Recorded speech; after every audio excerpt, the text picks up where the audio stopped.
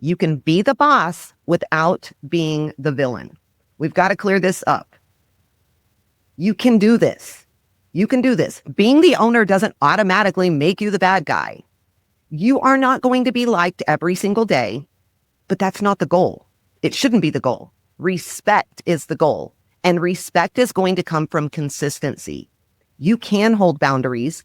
You can set boundaries. You can make decisions your team might not fully understand in the moment and still be trustworthy and supportive as a leader. The problem is when owners try hard to prove that they're not like other bosses, right? That they start avoiding the real leadership moments that are going to build a culture that is amazing. They soften the message. They tiptoe around problems. They carry the team's emotions like it's their full-time job.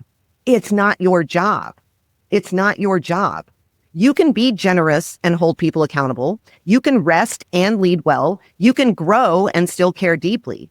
Trying to prove your heart all the time is going to do nothing but drive you crazy and burn you out.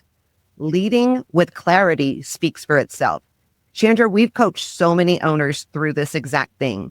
So I would love for you to tackle this. How can owners lead in a way that keeps trust strong without constantly feeling like they are walking on eggshells?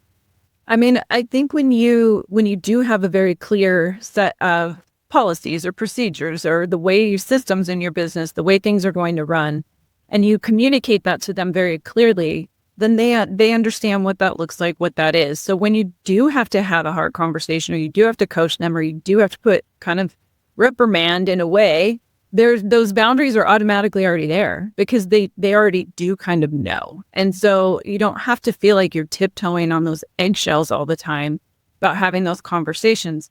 We just had, for example, I just had to have one with one of my team members recently who has been coming in off, not really in dress code, not really doing things the level she's supposed to be doing. She has a lot of personal stuff going on. So it has nothing to do with us. It has nothing to do with the business.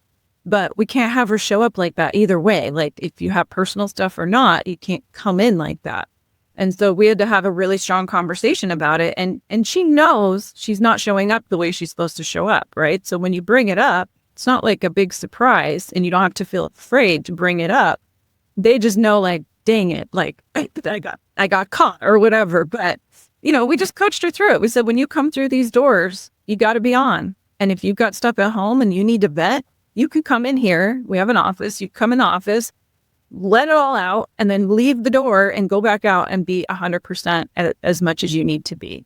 So I think they know it's a safe space. They know they can come in and they can tell us what's going on. We don't get involved in what they're doing. That's that boundary, right? You got to keep that boundary to where, if they need some advice or, something, we'll do that for them. But really, it's more about us knowing where they're coming from so that we can work together to make sure that they fix whatever the issue is or that they get back on track or whatever that looks like. And she understood and she's fine now. She's like, okay, I got it. I'm like, you got a problem, come in here.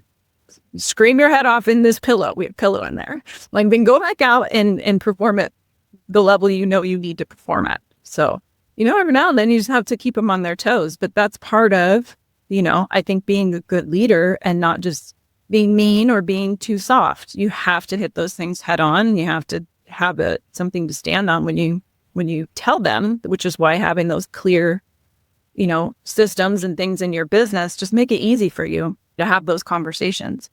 Yeah, that's so good. And honestly, I think a lot of salon owners need to hear that. What I will say about that is it wouldn't work if you weren't consistent as the leader. And so you've really, put yourself in that role. You've been able to take yourself out from behind the chair, been able to focus on the business and been able to lead the way that you need to. Therefore, consistency follows in everything you do.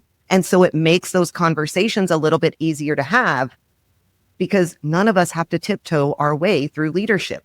We just don't. We just have to have, like you said, the systems, the structure, and the consistency on the follow through to make things happen. So I think that's great.